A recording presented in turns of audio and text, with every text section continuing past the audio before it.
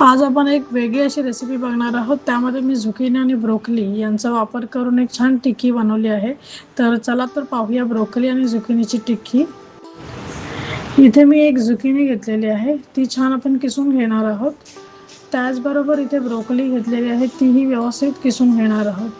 ते दोन्हीचं प्रमाण आपण झुकिनी ब्रोकोलीचं आपल्याला पाहिजे तसं कमी जास्त करू शकतो. इथे उकडलेले मी 2 बटाटे घेतलेले आहेत, तेही आपण किसून घेणार आहोत, तर जेणेकरून ब्रोकोली आणि झुकिनीला व्यवस्थित बाइंडिंग मिळेल त्याने.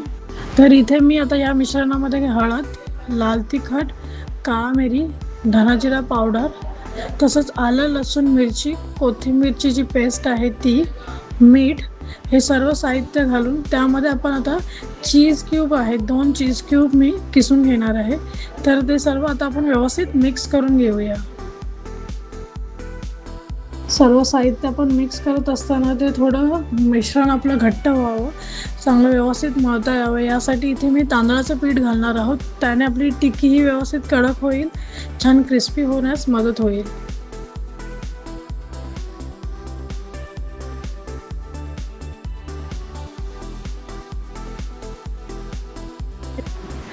या पिठाची मस्त अशा आपण छोट्या आकाराच्या टिक्की बनवून एका तव्यावर तूप घालून व्यवस्थित त्यांना शॅलो फ्राय करून घेणार आहोत. दोन्ही साईडने व्यवस्थित खरपूस असं आपण त्यांना लाल रंग येईपर्यंत परतवून घेणार आहोत.